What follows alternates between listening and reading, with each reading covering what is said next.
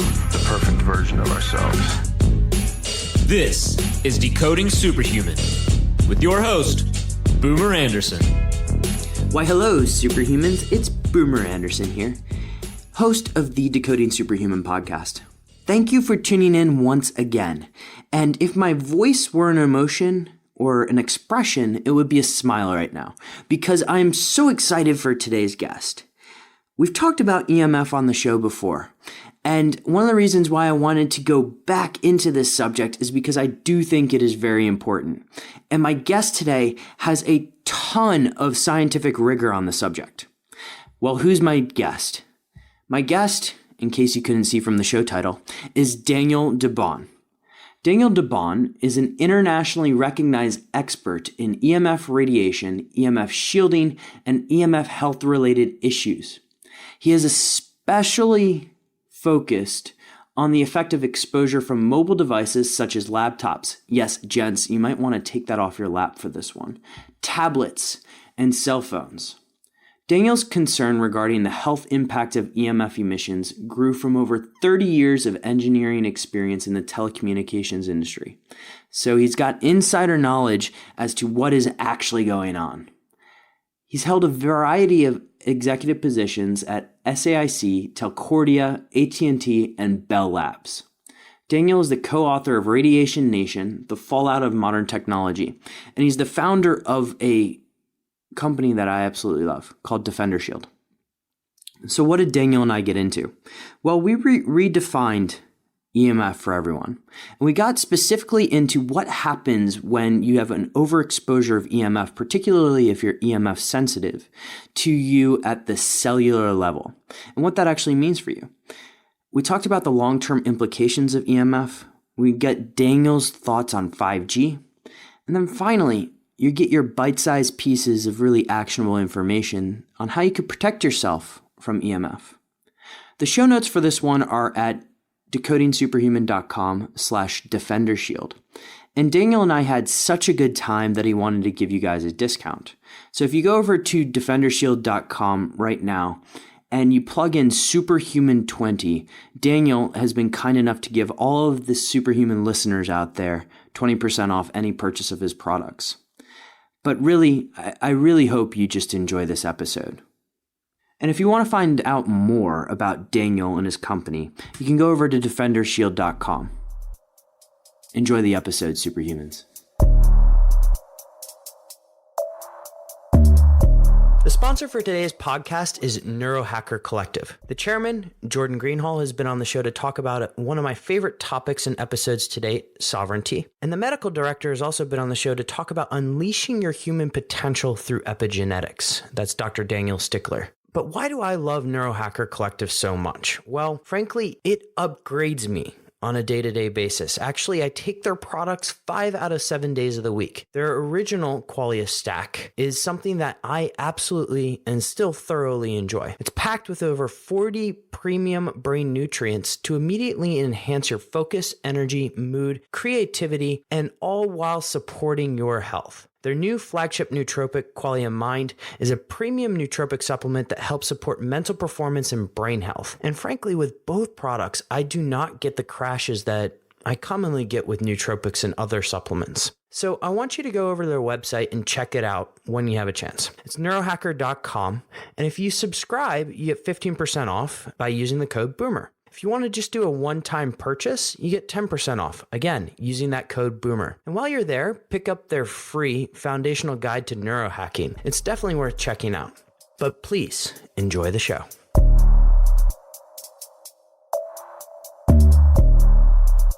Dan, welcome to the show. Thank you for inviting me. I really appreciate an opportunity to share with your audience some very important information about the body and how we protect it. It's going to be a good conversation. And I think, why don't we start off by defining terms? Because we've talked about EMF before on the show. But if you don't mind just sort of defining EMF for the audience before we go a little bit of a deep dive here. All righty.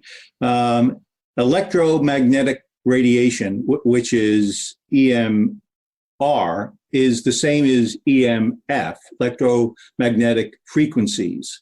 So when we talk about these kinds of things. We're talking about emissions from somewhere.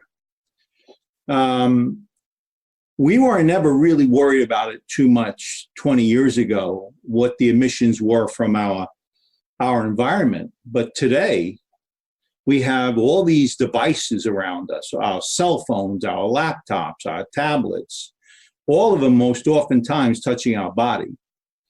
So the way these devices communicate is they generate electromagnetic frequencies. These frequencies are used because they need to connect to something like a Wi-Fi, like a cell phone tower, like a Bluetooth device. These are all transmissions. They're intentional transmissions of the devices that emit from the devices around our body. It also, by the way, there is emissions that are byproducts of electronics operating.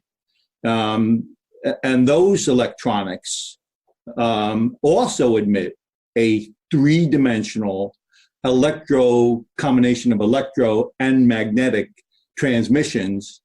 And they're also something you need to be worried about.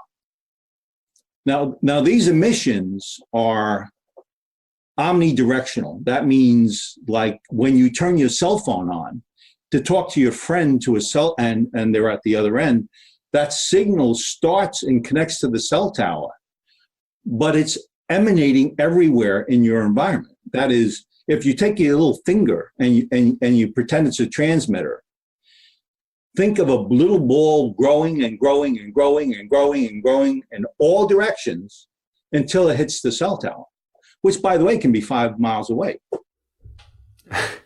So obviously, these waves are interacting with us.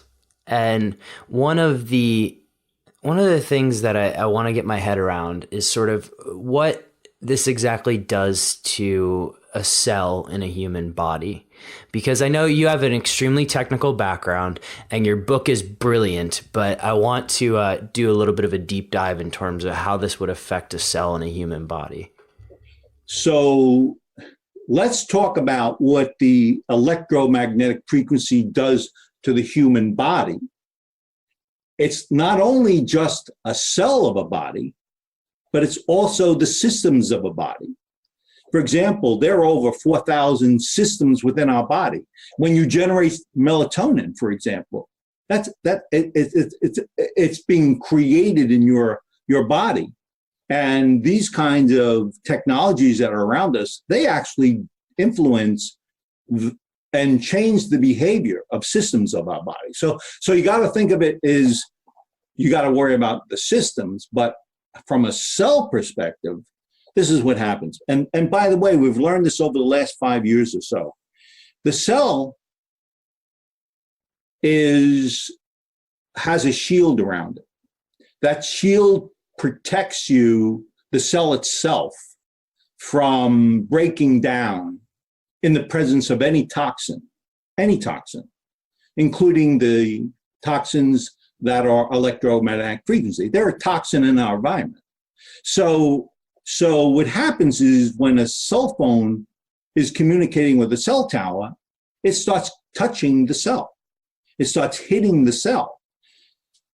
Well, most cells will be fine with it for some period of time. Then they start weakening.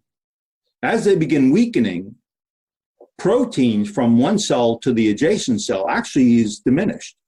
So you now have a breakdown of the cell and its ability to be healthy to its adjacent cells.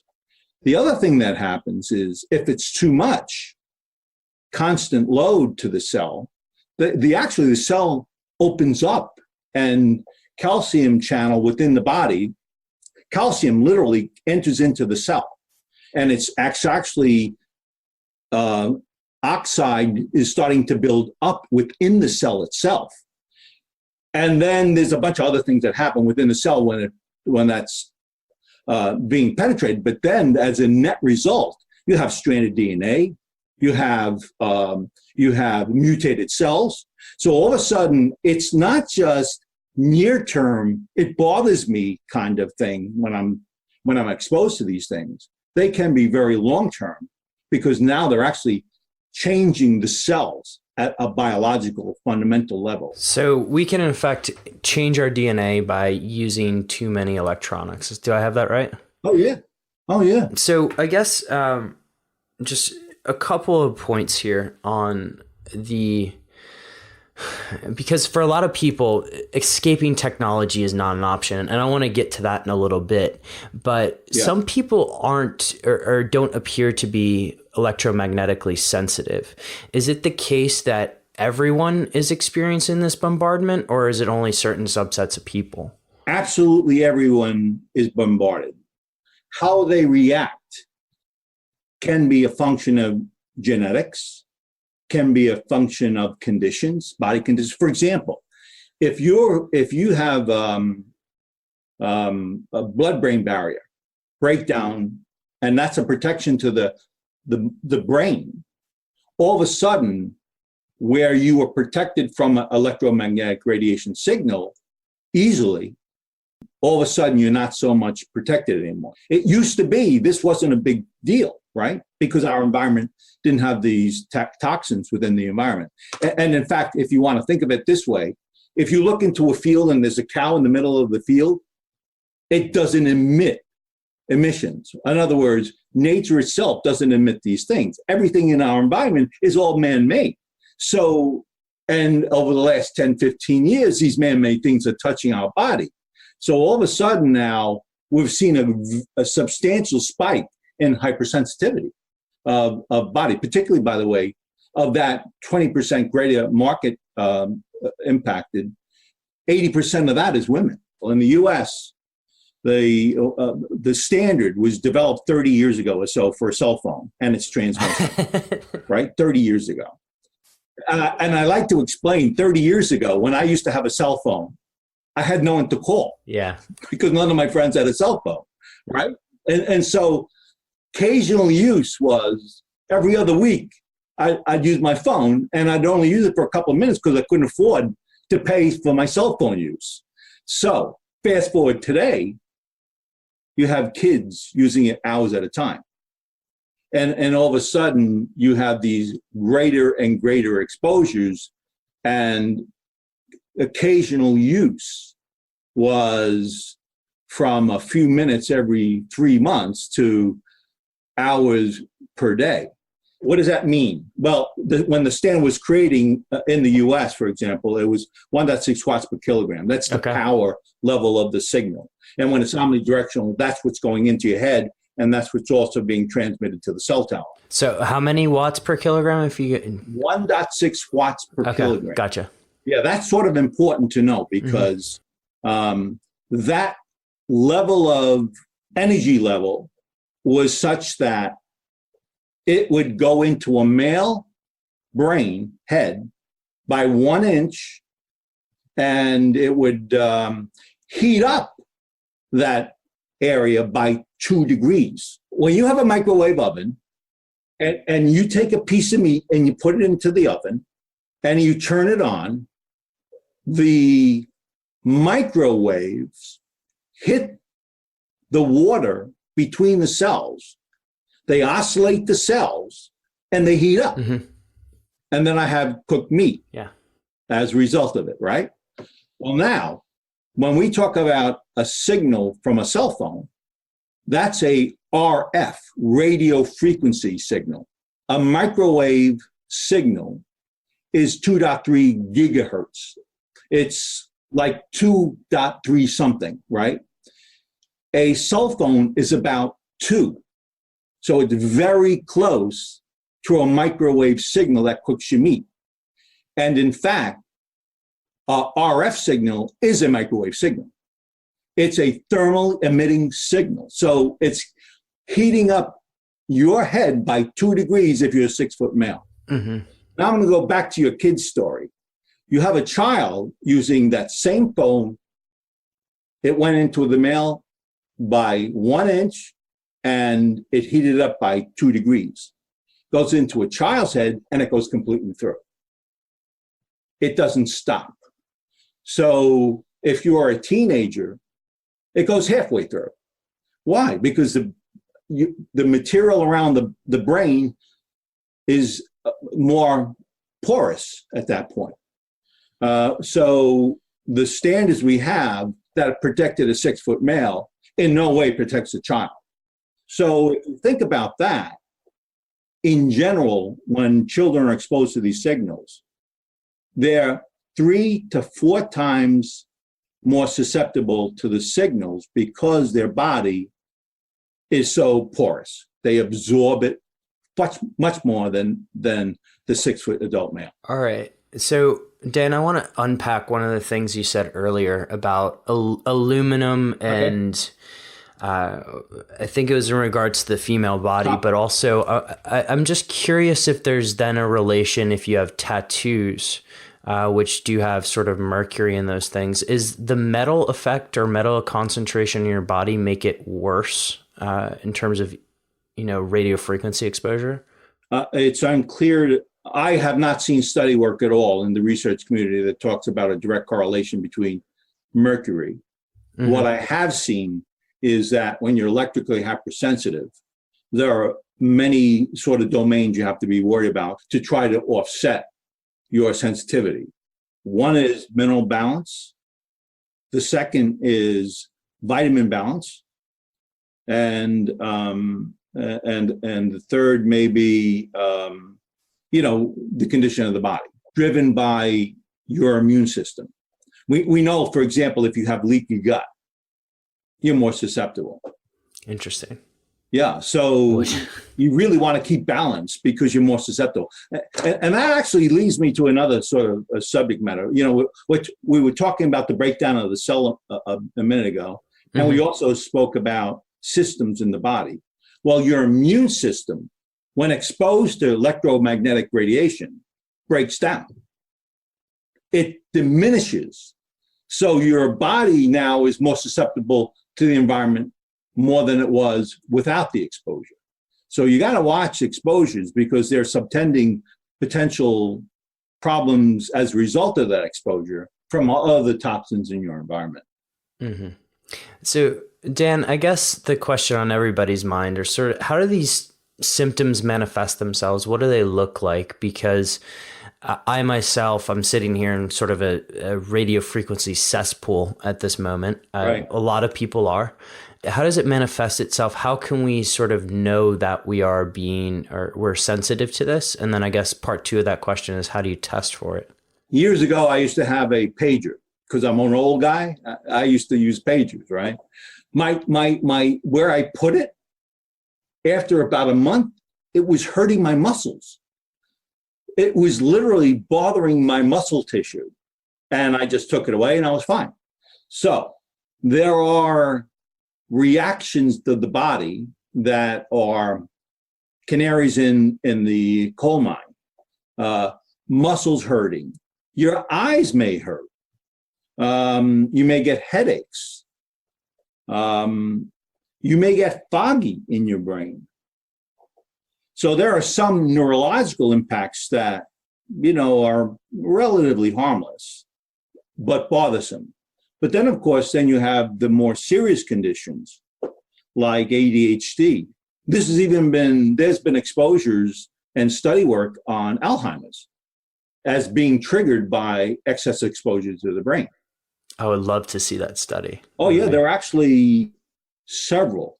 What's interesting is it's not what I would consider statistically significant. That is, you can't say, based on this study, it's 90%, 95% confident that the data you saw is accurate, right? Mm-hmm. In other words, I need a very large population to conclude that it's the linkage. So we don't have 10,000 children we're exposing. We have 100 children we're exposing.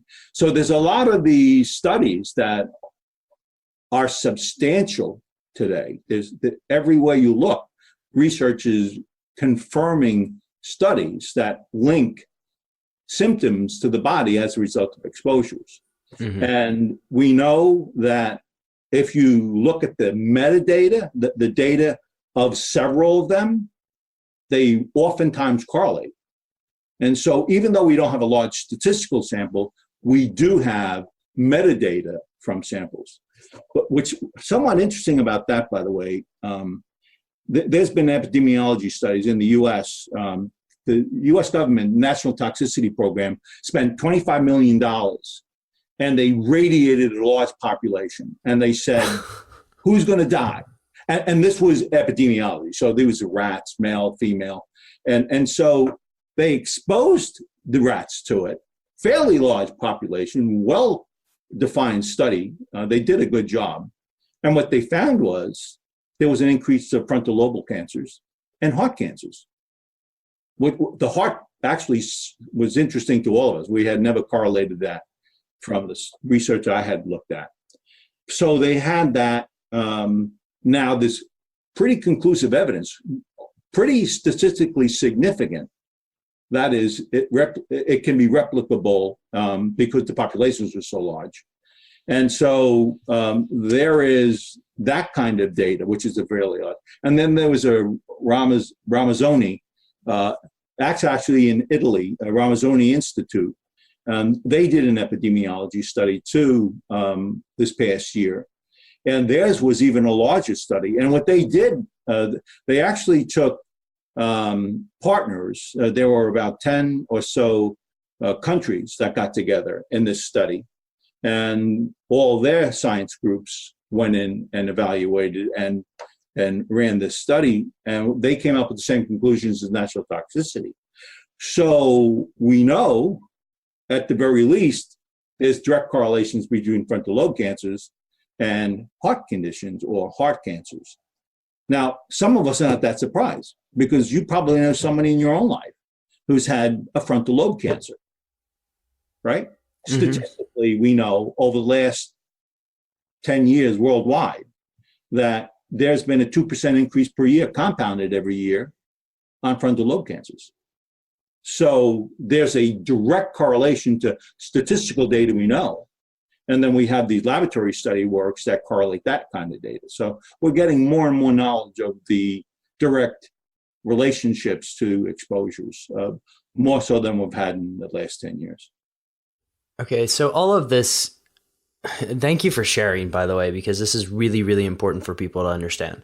Yep. But all of this begs one question, because you mentioned that the telecoms or cell phone regulations were 30 years old. Why hasn't anything changed? And obviously the gigahertz, and we're talking 5G now. Everything we have to talk about 5G. We are going to talk about 5G, Okay. but because that's going to be absolutely crazy. But right. Why? What is going on that nothing has changed? Well, here's a point of fact. The industry you're talking about is $17 trillion. It's huge, right? And so as a lobbying group, they're pretty powerful in the marketplace. Let's get into 5G because this is a very important topic, and you hear guys like Jack Cruz talking about it. You hear myself, I talk about it all the time and try to actively avoid places that are testing it.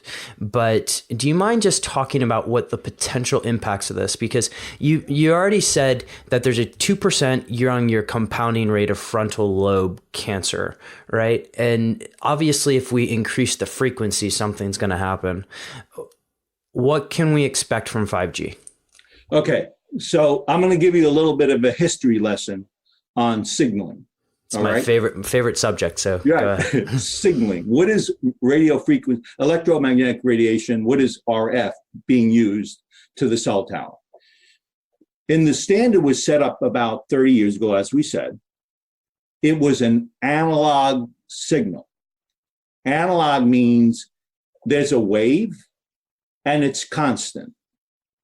So back then, when you used your cell phone, the constant load to the cell didn't have the same effect as the later design signals. And let's talk about that. Mm-hmm. Between 2 and 4G, you actually created a digital signal. That is, we use algorithms to look at the voice, convert the voice, and put it onto a carrier rate of electromagnetic radiation, RF frequency. It carries that digital signal. Mm-hmm. So what's that mean? What that means is when your cell phone is used next to your head, it's not a constant load. It's a digital on, off, on, off, on, off. So what does that mean? If I go back to my engineering days in mechanical engineering, I would look at, if I take a piece of concrete and I take a 10,000 pound steel bar load onto that concrete and it's constant, it would do nothing. It wouldn't break the concrete. But the moment I take it up and I push it down, I take it up, I push it down, I'll break the concrete. So all of a sudden, the load levels to the cell are very different than they were when they were an analog signal. So it is now a jackhammer that's hitting the cell wall. So that's different than the analog. Now let's talk about 5G. 5G is, our cell phones are around 2 gigahertz. Okay, what is a gigahertz? Yeah, let's go into that. Let's talk about what is that? Well, a hertz is 1 sine wave per second. That's a hertz. A megahertz is 1 million waves per second. 1 gigahertz is 1 billion waves per second. 1 billion. The standard that's likely rolled out over the next few years for 5G is around 23 gigahertz. 23 gigahertz means there's 23 billion per second. So all of a sudden, you're about a third, not quite a third, of a X-ray signal. That's microwave electromagnetic radiation. And an X-ray is a terahertz. It's the next one up, right? So what's the difference in a terahertz versus a gigahertz? Well, you've heard of the cell. When you go to the dentist and they put this heavy thing on top of you and they stick this thing right next to your teeth and they run into the other room, they're running because it's an X-ray that can actually take the ion and knock the ion out of its rotation to the atom, and it's called an ionized radiation. You're going to die, right away after only a few minutes of exposure. So you really, really run fast. Well, the 5G's technologies that are planned to be almost 100 gigahertz. That's roughly a third, a little bit less than a third of an ionized radiation signal. So now all of a sudden you have all this more power, and there's another thing you have. Let's go back to the jackhammer. Look, your wife says to you, I want that kiddie pool filled in real fast. So you bring a hose and you start filling that hose, the pool. Your wife says, look, I want it done by today. I want the kids in the pool today. So you take a second hose and you put it in. So you're doing twice as much volume of water than you were with one hose.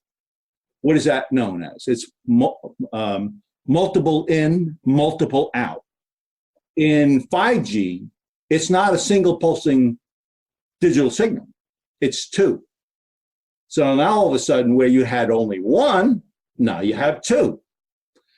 Do we know the impact of that? Absolutely not. Do we project it to be a problem? Absolutely. We already know the trend. We know from the analog to the digital, and now we're increasing those speeds by that much more. We know it's a problem. Here's something else we know. Because it's so fast, it can't go very far.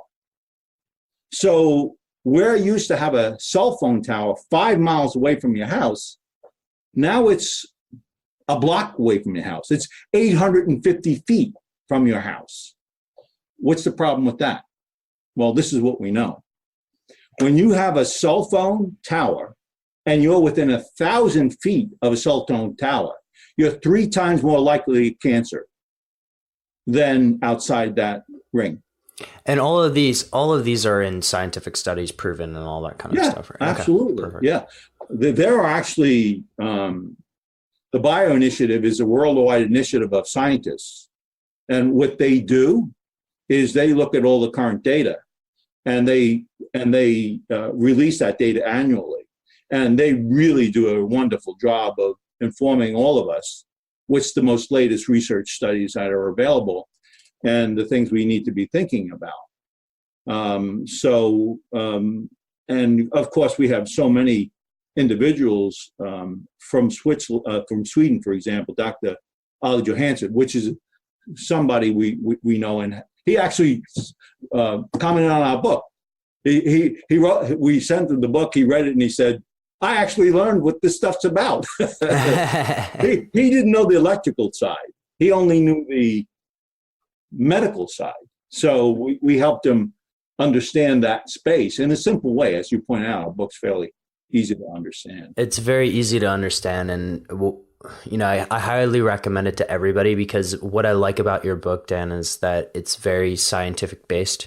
Everything is scientific based, and it allows me to get very comfortable with this because, and I want to get to sort of how we can protect ourselves from this, because the first thing that people hear when they hear EMF or think of is kind of the tinfoil man, right? And it deserves a sort of rebranding, if you will, because there's a lot of woo in the space. So before getting into this, though, on the 5G side, or I guess, on the 5G side, since this seems like it's coming and we can't really do anything about it, how do we protect ourselves? And I guess part B of that is, how do we protect ourselves in general on a daily basis? I do have guidelines for that, and I'll talk about that in a second. I got to tell you a story, though. I have a neurologist we work with out in Portland, which is the other side of the States. I'm on the East Coast, he's on the West Coast. And one Saturday morning, I get a phone call from him. And he said, I came into my new place and my eyes started hurting. I started immediately getting headaches. What is going on? He suspected there was emissions within the house. So I said, go look at your router and tell me what it says. It turned out it was a 5G router. So immediately he was electrically hypersensitive. So immediately I said, he's feeling symptoms of exposure. And for him, there was an immediate body response to that exposure. So, of course, that was a prelude to me of what kind of environment we're going to have in the very near future with this. As a side note, I like to tell the story of why this is good for some. Yeah, let's paint a picture of the roses, so to speak. Yeah, let's say why it's good for some. You decided you want to be a service provider. You want to get broadband access services to all your friends and family throughout the entire world. That's your goal. So you look at your operating plan and you say, God, that wire stuff is so expensive to keep up. I got to go around that wire stuff. It's too expensive. So what I'm going to do is I'm going to put a cell tower 850 feet, one after the other, and I'm going to bypass all that cable with wireless technology. And by the way, I'm also going to, those cable companies that they've been eating my lunch a little bit because they have broadband video that's available, right? I can beat them now. They're going to be encumbered by the cable plant. I won't be. So your business now can bypass and reduce operating costs, provide that service. So as a businessman, you're very, very motivated to do that. So that's good for them. For us who are not service providers like you, I get all the video I need. The Internet of Things was what they refer to as the great bastion of years to come as a result of having this technology.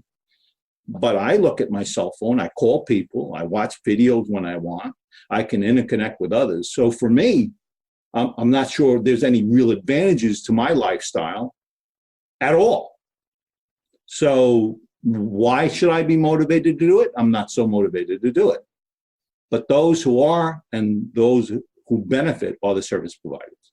So this major thrust in the $17 trillion industry is being driven by money. It's not more complicated than that.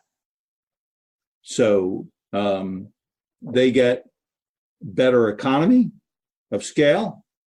They increase the bandwidth to the service to the customer, and they beat out competition with their investment. So I very much get the economic side of it, and I understand now from speaking with you, reading your book, and following you for a while, the potential health implications of it. When I listen to all of this and I see the progression of 5G and technology, what kind of comes to mind is, maybe I should censor this, but like, hey, we're screwed, right? So how, as a human, other than me running off to a buddy's farm in Romania that does not have wireless or something like that, how as a human do you protect yourself? Because this is coming. We're probably not going to avoid it, but we need to protect ourselves. I just want to give you one more sense of impact to the body before we go on and talk about that, because it's sort of important. Okay. We talked about damaged DNA. Well, if you're a 12-year-old girl and you put your cell phone in your pants pocket, what can happen? There can be cell damage in the double-stranded DNA, and it can heal, but it's now a mutated cell. That mutated cell could be in the egg of that female. And so there is great concern that the more we have exposures like this, and the more we are careless on where we put these devices, there is more likelihood of us having even worse conditions. Some argue, and this is scientific argument, by the way, it's not general practical, this is scientific argument. They're arguing subtending generations will now have mutated cells that end up in their subtending generations. And we don't know what that impact will be. I'll go back to Dr. Court. He had a patient who is a very current female in the business environment, and she had lots of technology around her. And they found damaged DNA in the child that she bore that only lasted a very short period of time. So he called me up and he said, I can't believe you predicted this. And we did, because when you put a cell phone into your pants, you have constant exposures. It's not just transient exposure. It's constant exposure. And that constant exposure can damage DNA. And we know it does damage DNA. So you really have to be thinking about your environment. That leads me to the other part, and I'm going to ask you a question now. What do you do? Well, what you do is simple. Actually, simple. It's, think about it in the context of one bee won't kill you. If you have a bee in a room and he stings you, you're going to be all right. You're not going to die. But if you have 1,000 bees in the room, you can die from all those bees. Now, let's say that one bee is a transmitter, a Wi-Fi transmitter, a cell phone transmitter, a Bluetooth transmitter, a light bulb in your room.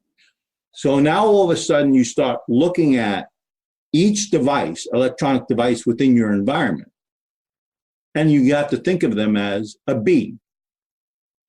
A cell phone has 3 bees No, actually 4Bs.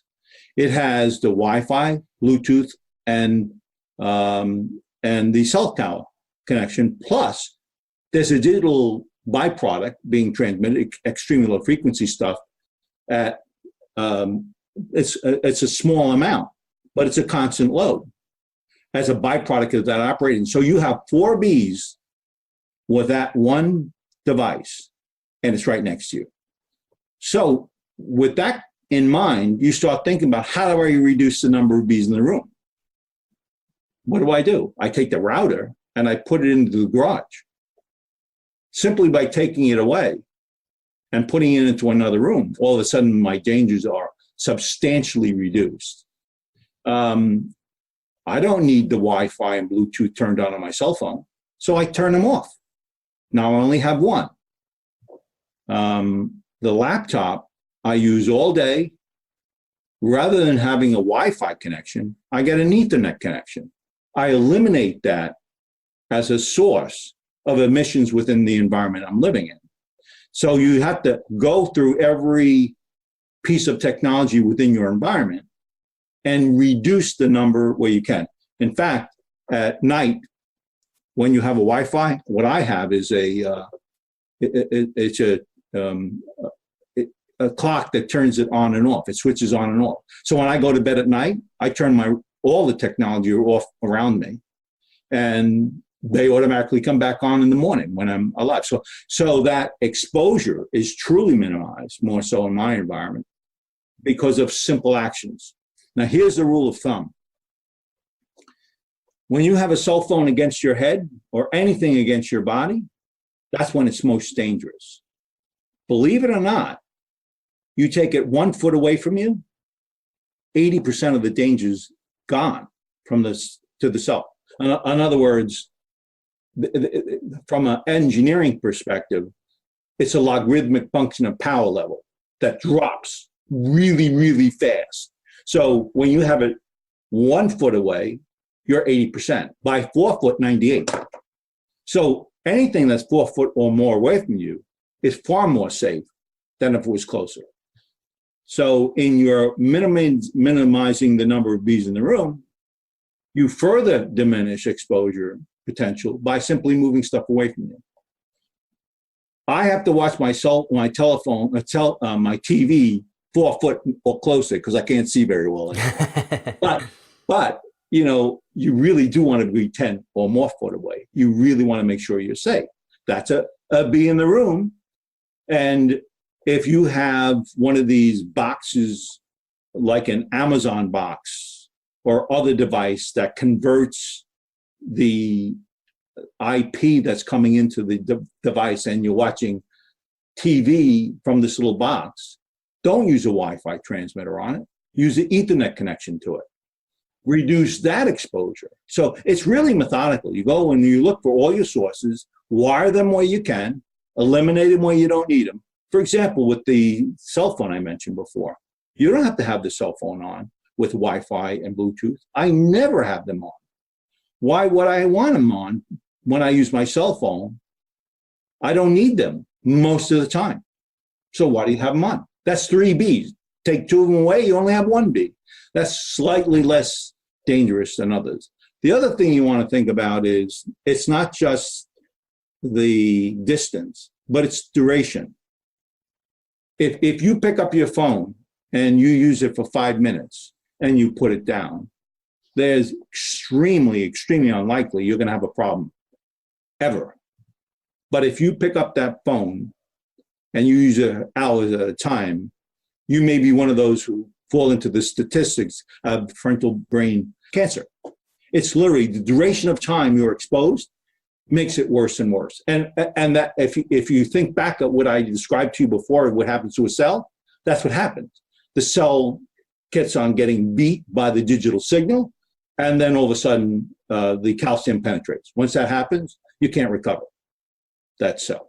And the body will do that. So with that, just on that, when you're talking about use for hours at a time, are you talking about to the head or just in general? Because if you're looking at your screen, text messaging, isn't it the same as being on a computer, so to speak? It's much safer, simply by that distance. Okay. think of it this way. If you have a cell phone to your head, that's the worst condition. Gotcha. If you put it in your hand and you use speakerphone, much, much more safe. If you use a wired earbuds, that's much, much more safe. So it's how you use your technology around you. So you're a big fan of the Bluetooth wireless headphone movement, right? No, absolutely not. The Bluetooth is a transmitter. It goes 30 feet. It is an RF signal. People think like, holy mackerel, I can use this fancy new stuff. I had a yoga teacher, and she came and she showed me this fancy little wrist thing that was transmitting all the time to her cell phone. And she said, see this nice thing I got? I said, what are you, crazy? I'm an expert in this stuff. Why would you expose your body unless you had to that emission? It's low level. And let me tell you about low level. In the laboratory, we know that varying degrees of power level may have a different impact.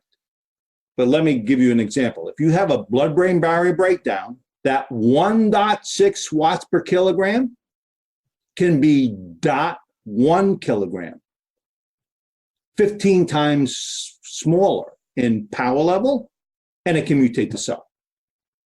So you really want to be careful about low level. And Bluetooth is 0.6 watts per kilogram. So you really don't want this stuff near your body if you can prevent it. Sounds like I'm going to go pick up a pair of Defender Shield headphones after this. Right. Well, that's why I did it. I said, for those who want to understand that, I knew that even low-level stuff can be bothering. And if you're hypersensitive, you can't put a cell phone to your head, many of us. And so I had to sort of find a way of fixing. So what I did is I took the wire coming out of the phone, and I converted it to a speaker. And then I put a tube to the earbud, which is an acoustical coupling. And I eliminated all the electronics. So it goes to your ear, you hear really well, and you're safe. So there are ways of trying to reduce the exposures. And we'll definitely link to this and all of the Defender Shield products in the show notes. Now, I guess one more question, since we are now seeing, I guess, particularly in the US, or at least that's where I see the data from, a plummeting of testosterone among males. How much of this is related to electronics versus sort of the stresses of an everyday lifestyle? Well, remember, oxidative stress to the cell comes from any toxin, right? So we definitely have a changing environment. But let me answer your specific question, and I'll tell you by a story. 5 years ago, my sons, who are adults, had their laptops on their lap for 3 to 4 hours every day doing work while they were visiting on a holiday. My wife looks at them and says, I want grandchildren. That can't be good for you. That's what she said, right? So I thought about it a little bit. And I used to run technical laboratories for very, very sophisticated electronics. So I thought about it a little bit, and I said, well, I know what it can potentially be. I'm not sure it can. And so I began investigating and research on the subject. Back then, even then, we knew after 3 to 4 hours, 25% of the male sperm was immobile. It wouldn't function. And that's not talking about long term. We know long term that debilitating constant load can be long term, and it may increase beyond that 25%. So to answer your question, don't put a laptop near your lap. Unless you don't want children. Yeah, I guess. Same goes for cell phones, right? You probably don't want that. You don't want it near your cell phone, right? And by the way, I don't have grandchildren yet. Interesting. I built a product to protect my boys, but I still haven't grandchildren. Someday in the near future, hopefully. So right, there's 2 more points I want to get to. And the first is like everybody carries the cell phone in their pocket. Is there anything you can do aside from getting like the protective Defender Shield case to prevent that radio frequency from going into your skin? Like, do you face the screen outwards? What do you do? There's two ways of doing it. The first is put it on airplane mode. Mm-hmm. You do that, you're fine. It's not transmitting, although it does occasionally transmit. Yeah. Right. But that's far more safe than constantly on. If you choose to do that, find a technology that shields that emission so it doesn't pass through to your body. It still touches the tower, but doesn't touch your body.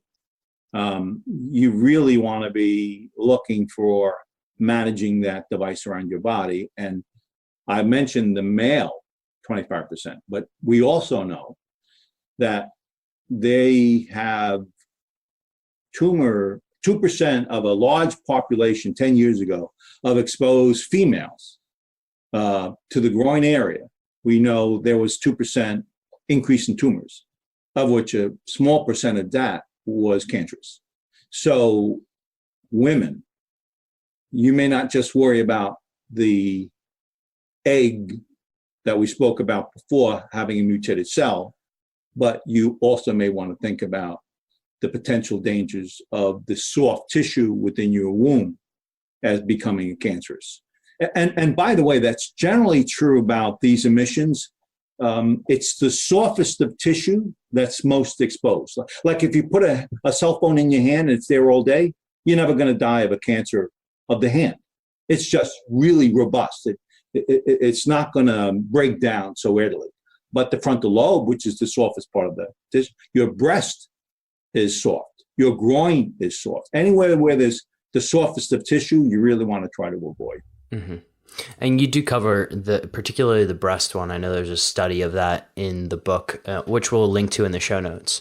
But Daniel, this has been super helpful. Now, I think one of the common issues people have when understanding EMF is sort of that tinfoil image, the woo side of things. How do you differentiate, if you were doing research on this yourself as sort of a listener of this podcast, how do you differentiate the good products from the bad products? Because there are quite a lot of the latter out there. Yeah, that's a very good question. By the way, the reason why that aluminum works so well, it's a conductor. Mm-hmm. So when you have that power of a cell RF signal hitting it, it actually shields that, believe it or not. So I think you should go get an aluminum hat and you'll be fine. But it's really legitimately true. Mm-hmm. But yeah, let's talk about, if I were going to select a company that is producing anything for that matter, about something that's protecting me, I would look for a third-party assessment of my product. I would look for a scientific description and independent study that substantiates the claim of that product. If there is none, I would be suspicious. It is pretty important. There are, in all sorts of industries, we talked about mineral before. There are so many mixes of minerals that conflict with the vitamins within the minerals. They contradict each other and to the value of the body. So if you're thinking about any of those kinds of products, look for those independent studies if they have it. If you're looking for a technology that protects you from an emission, a toxin within the environment, you want to make sure that there's an independent study that substantiates their claim. I personally see, I'm asked this question all the time, and there are so many things that have existed for a long, long time that have absolutely no scientific evidence whatsoever of it. So it's a placebo at most. Maybe that's what you're looking for, but always look for independent research about the product. And then I guess one subset of that question is Kirkland photography. Seems to come up a lot in this area. Is it useful? I don't quite understand it, so I figured I'd ask you. Actually, that's a great question. I'm not sure how you would think of it. It's not mainstream medicine. It's fringe. I had a friend of mine, she's a biochemist, and she went in the morning at 7 o'clock in the morning and had a test done. And she was vibrant at that point. And then at the end of the day, working a full day, she had it tested again, and it turned out she was vibrant. And I said, that can't be true. You're grouchy at 5 o'clock. So in other words, there should have been a biological adjustment that should have occurred that wasn't being detected. So in that case, it did nothing. And the ability to isolate weaknesses of the body, that system is almost anecdotal. It doesn't really look at the details so it sufficiently would understand. Like, for example, I would have to test the hair. I would have to test blood. I would have to look at the genetics to make the decisions they make, to be precise. So to answer your question, I'm not sure I've seen scientific evidence that substantiates claims. That's what I figured, but I have to ask the question because I can't back into it, but it's a claim that a lot of people make. So. I understand. I know it. And again, when I looked at research in that area, there was none. There was no collaborative evidence from the scientific community on any claim. So in general, if you do not see that independent study work from a viable, for example, when I did my testing for my technology products I have, I went to an FCC laboratory, an independent laboratory, and said, does it work or not? You tell me. And what we talk about with the products we offer, it's based on what they said, not what I said. And that's pretty important to me. You really want to have accuracy in your claims. And most that I see, particularly in the EMF industry, do not have that kind of regimen in their that scientific, the scientific discipline. It's oftentimes hard to find. That's sort of my general assessment of it. And this, as a side note, you never, ever, ever look for secondary impact. Like, for example, I can show you, if I take a cell phone, I put my hand up and I keep that away from me, and you push my hand down, you're going to have a hard time doing it. I'm a strong guy. If I take a cell phone, put it near my heart, you can push my hand down fairly easily. We know that the RF signal is interfering with the electrical circuits within the body, right? We know that. So to make a claim that I have a device that changes that means virtually nothing. It's an indirect approach for substantiating a claim. Either it's there or not, in the form it should be or not. It's simple scientific study. It's very simple. Dan, 3 last questions that I ask everybody, actually 4, because I want you to talk a little bit about the products that you offer and where people can find them. But the first question I have is, maybe you just answered it, but your biggest pet peeve about the health industry? Oh, misdiagnosis. Treat the symptom, not the cause. And I'll give you an anecdotal story. We have ultraviolet light will cause cancer of the skin. We know that. You know, you go out too long, you burn your skin. There's a lot of well-known and understanding. But yellow light does nothing to your skin. So there's a spectrum of light. And on one side, you have it pretty dangerous. On the other side, doesn't bother you at all. So, and by the way, light is electromagnetic radiation. It's just in the middle of the spectrum. It's a continuum from the gigahertz to the terahertz. It's there in the middle of it. So blue light, which is right next to the ultraviolet, is the next strongest light component. That can bother the eye. That actually can generate premature degenerative.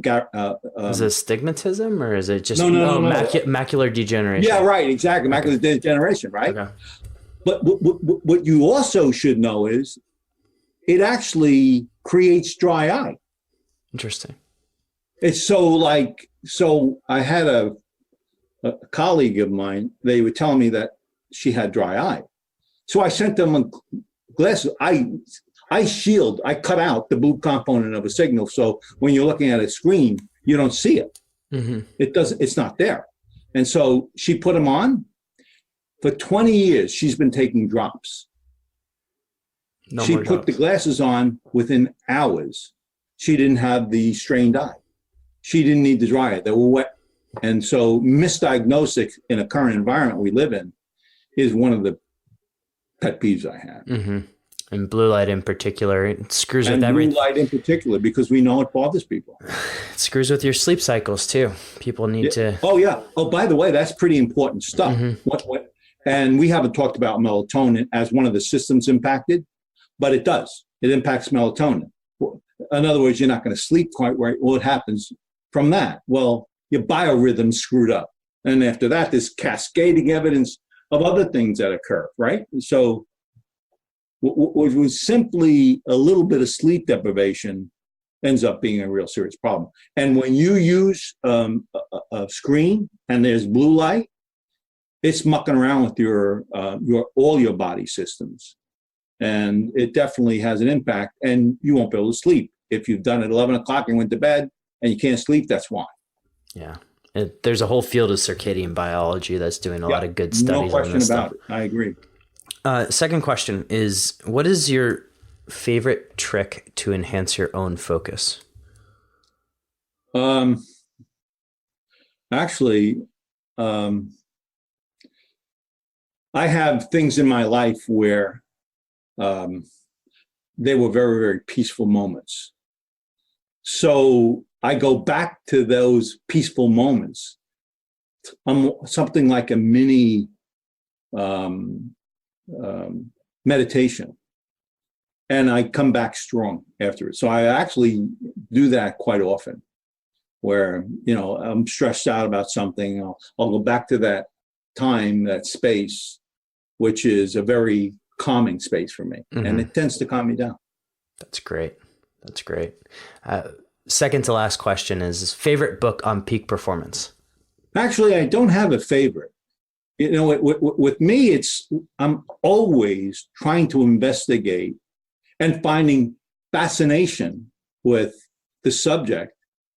And it's always changing in time. So for me, I don't have a specific one I would say is my choice. I'm always looking for the future one that's coming, and I typically find it. What's your current favorite one? I don't have one, actually, believe it or not. I don't. Oh, that's fine. In general, is there any book that sort of inspires you in terms of leadership or what you've done? Believe it or not, I read books very quickly, and I'm not always necessarily interested in the subject, except for Little Women. I read it like 30 years ago, mm-hmm. and it was like for an engineer to what's the name of the book again? Little Women. Okay. Been around for 100 and some odd years, mm-hmm. since from the Civil War, right? So, and it was the lives of women from their birth to their death. It was mm-hmm. sort of an interesting interrelationships and how people survive in life. So to me, it was sort of an interesting book to read. Beautiful. And Dan, final question for you is, if people want to find out more about you and what you're doing, but also to read the book, where can they find it? The best place to go is defendashield.com. Defendashield.com, you'll actually get we actually have current scientific community study work in one area. So if you want to learn more about the subject and what's current in the environment, you can actually go there. and you can learn a lot about the subject. We have a podcast, a Facebook component to that. Every day we post what's going on in the market, what's going on in the scientific community. To us, that's very important stuff. And there's a lot of really, really good stuff coming out over the last several years. And so you can find that. And we have a series of products, which are products that I've developed from originally when my sons were using the device. I actually went out trying to find something that had the spectrum of shielding, and I couldn't find it in the industry. So what I did was I created a product for them. Their friends wanted them. Their friends' friends wanted them. So I started building these products for, everyone around us. And then one day my son said, "Why don't you build more for others?" I said, "Well, I'm not in this business, but okay, let's make 1,000 of them and see what happens." So we made 1,000. We invested, and we sold 1,000. So I said, "I guess we're in business." That was the starting point. Fast forward to today, we have cell phone, tablet, we have earbuds with the acoustical link. We have glasses. We have baby blankets coming out. We have all sorts of stuff we're trying to come out with to try to help people just protect themselves and the environment they live in. Well, Dan, thank you so much for what you do. I do, as I showed you before the show, own the cell phone case as well as the laptop sleeve. So it's brilliant. I'm not particularly EMF sensitive, but I know from your third-party testing that it's doing a great job. So thank you for creating your products. I really appreciate it. Well, thank you so much for inviting me today. I really do enjoy talking about this subject matter. And I really do think it's important that people at least be aware of their environment. Absolutely. And then they can make intelligent choices. And by reading the book and other subject matter, you need to be more informed so you make intelligent choices for your life. So thank you again for inviting us. Dan, thank you for coming on. And to all the superhumans out there listening, have a great day.